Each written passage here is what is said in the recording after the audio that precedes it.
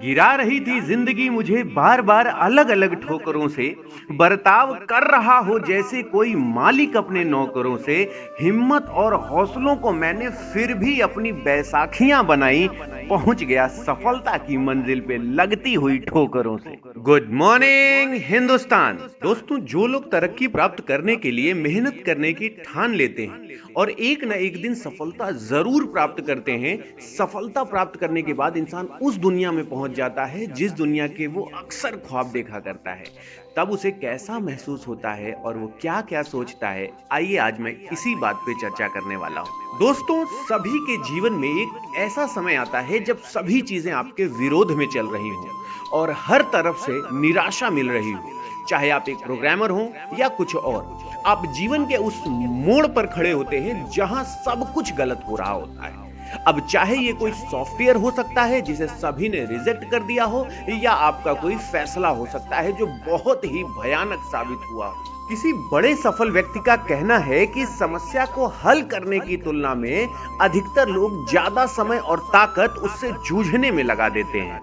लेकिन सही मायने में विफलता सफलता से ज्यादा महत्वपूर्ण होती है। हमारे इतिहास में जितने भी बिजनेसमैन, साइंटिस्ट और महापुरुष हुए हैं, वो जीवन में सफल बनने से पहले लगातार कई बार फेल हुए हैं। जब हम बहुत सारे काम कर रहे हो तो ये जरूरी नहीं कि सब कुछ सही ही होगा, लेकिन अगर आप इस वजह से प्रयास करना छोड़ देंगे तो कभी सफल नहीं हो सकते।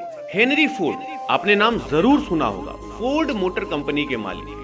सफल बनने से पहले फोर्ड 5 बार अन्य बिजनेस में फेल हो चुके हैं, और कोई होता तो 5 बार अलग अलग बिजनेस में फेल होने के कारण, कर्ज में डूबने के कारण अपना दम तोड़ ही चुका होता। लेकिन फोर्ड ने ऐसा नहीं किया और आज एक बहुत ही सुप्रसिद्ध कंपनी के मालिक हैं। अगर विफलता की बात करें ना, तो थॉमस अल्वा एडिसन का नाम सबसे पहले आता है। लाइट बल्ब बनाने से पहले उसने लगभग 1000 विफल प्रयोग किए थे। अल्बर्ट आइंस्टीन, जो 4 साल की उम्र तक कुछ बोल नहीं पाता था और 7 साल की उम्र तक निरक्षर था, लोग उसको दिमागी रूप से कमजोर मानते थे, लेकिन अपनी थ्योरी और सिद्धांतों के बल पर वो दुनिया का सबसे बड़ा साइंटिस्ट बना। अब जरा सोचो कि अगर हेनरी फोर्ड 5 बिजनेस में फेल होने के बाद निराश होकर बैठ जाता, या एडिसन 999 असफल प्रयोग के बाद उम्मीद छोड़ देता, और आइंस्टीन भी खुद को दिमागी कमजोर मान के बैठ जाता, तो क्या होता?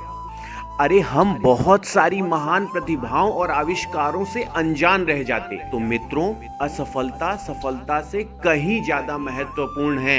असफलता ही इंसान को सफल मार्ग दिखाती है।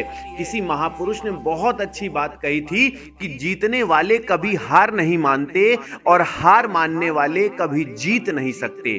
अगर सभी लोग अपने भाग्य और परिस्थितियों को कोसते हैं, तो आप जरा सोचिए कि अगर एडिसन भी खुद को अनलकी समझ प्रयास करना छोड़ देता और दुनिया एक बहुत बड़े आविष्कार से वंचित रह जाती। आइंस्टीन भी अपने भाग्य और परिस्थितियों को कोस सकता था, लेकिन उसने ऐसा नहीं किया। तो आप क्यों करते हैं? अगर किसी काम में असफल हो भी गए तो क्या हुआ? ये अंत तो नहीं है ना?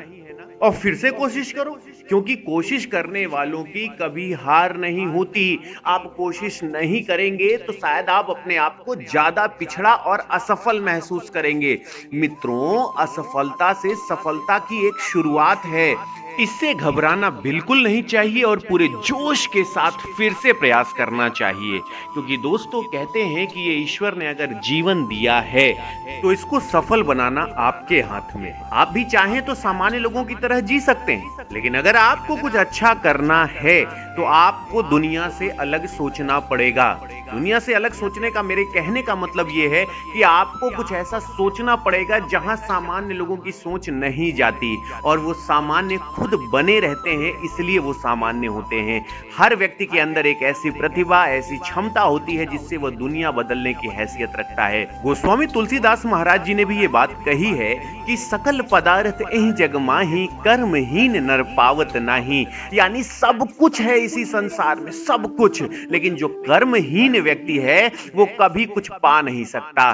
दोस्तों, एक बात मेरी याद रखिएगा कि आगे इसी पंक्ति में लिखा गया है कि जो इच्छा करी हो मन माही, राम कृपा कछु दुर्लभ नाही। यानी अगर आपने इच्छा रख ली तो याद रखना कुछ भी असंभव नहीं है, क्योंकि ईश्वर उन्हीं की मदद करता है जिनके अंदर हिम्मत होती है परिस्थितियों से लड़ने की, यानी जीवन के संघर्ष को झेलने की, क्योंकि कभी भी आप संघर्ष और दुख को एक साथ नहीं मिला सकते।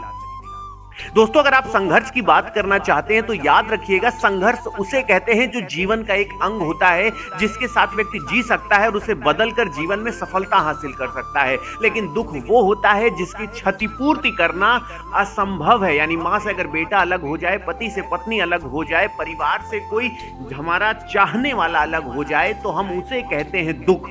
और मैं ईश्वर से यही प्रार्थना करता हूं कि आपके जीवन में दुख कभी ना आए, लेकिन ये जरूर कहूंगा कि संघर्ष जबरदस्त आता रहे, जिससे आपको जीवन जीने में कोई भी तकलीफ ना हो, क्योंकि संघर्ष कभी तकलीफ नहीं होता, संघर्ष कहीं ना कहीं जीवन जीने का एक अभिन्न अंग है। तो बस इसी तरीके से जिंदगी जीते जाएं, अपने माँ बाप और उस ईश्वर को याद रखें और उनकी सदैव उपासना और उनकी प्रार्थना करते रहें, बस जीवन में आगे बढ़ते रहिए। तो thank you so much for your love and support. तो मैं ये आशा करता हूँ कि आज का ये मोटिवेशन सेशन आपको बहुत ही ज्यादा पसंद आया होगा। तो बस दोस्तों, इसी तरीके से कल घड़ी जब फिर 6:15 बजाएगी तो आपके अपने अतुल सर फिर से आपसे मुखातिब होंगे। तो आज बस इतना ही। सदा खुश रहें, मस्त रहें, सलामत रहें और अपने परिवार का इसी तरीके से ध्यान रखें और अपने माँ बाप का सम्मान करते रहें। Thank you so much for your love and support. Thanks a lot.